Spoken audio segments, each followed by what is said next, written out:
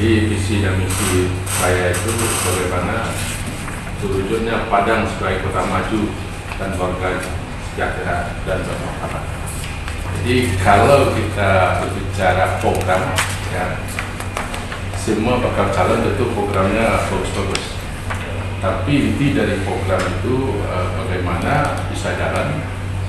Tentu apapun program yang akan kita buat di Kota Padang ini tentu menyangkut anggaran. Jadi selama ini kita lihat Kota Padang ini anggaran itu berpacu kepada APBD saja. Kenapa saya maju jadi wali Kota Padang? Karena Padangnya butuh pembangunan, ya. Jadi ada dua potensi yang akan saya bawa untuk membangun Padang. Yang pertama APBN dan kedua investor. Jadi kalau saya diberi kesempatan oleh Partai Demokrat untuk menjadi wali kota, saya terpilih nantinya.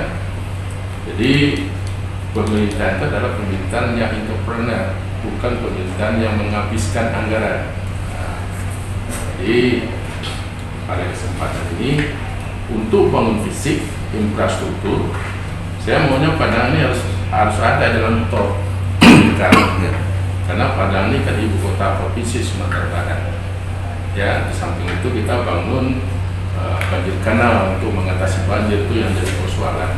Itu tuh bisa dibangun dengan anggaran APBN, bukan dengan APBD. Nah, dan kedua untuk bangun pengembang kota, ya, pengembang kota, bangun pariwisata itu dengan investor. Nanti kita akan bisa dengan sistem BOT. Jadi disuruh bangun investor dulu, nanti 20 tahun, 30 tahun untuk itu sesuai kesepakatan. Itu kembali aset itu ke Kota Padang. Tapi menjelang itu kita akan menerima pajak, menerima revolusi, dan juga ekonomi meningkat, ya, dan juga lapangan pekerjaan terbuka. Ini yang sangat dibutuhkan sekarang.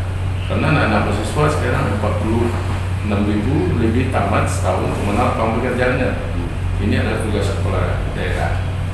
Jadi dan juga menggerakkan 174 industri lainnya. Karena kemajuan kota itu tidak bisa dipisahkan dengan dunia usaha industri properti dan pariwisata. Ya, di samping menggerakkan ekonomi, ya, kita dalam pekerjaan menggerakkan 174 industri. Untuk peningkatan ekonomi masyarakat, 140 kelurahan Kota Padang itu kita buat 104 perusahaan.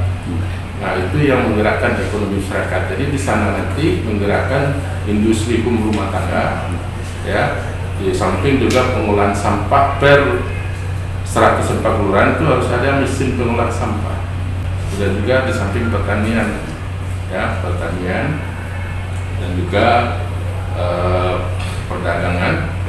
Jadi 104 kelurahan itu harus ada juga 104 produk industri unggulan rumah tangga.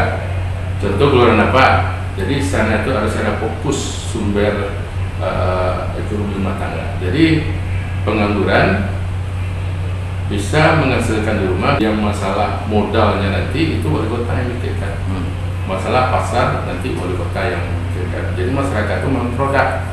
Nah, ini untuk menggerakkan ekonomi masyarakat. Karena kita memimpin Padang ini, kita bukan kita mikirkan Padang saja, karena Padang ini milik Sumatera Barat. Jadi bagaimana akses antara Solo, yang makanya ada jalan lingkar tol. Karena lingkar tol ini akan dikoneksikan dengan jalan tol Dumai Pariaman, dan juga ada potensi Tuluk Bayur dan juga bandara internasional. Ini bagaimana Padang ini sebagai gerbang Indonesia bagian barat. Jadi apapun kegiatan kita di daerah ini ada menterinya Jakarta.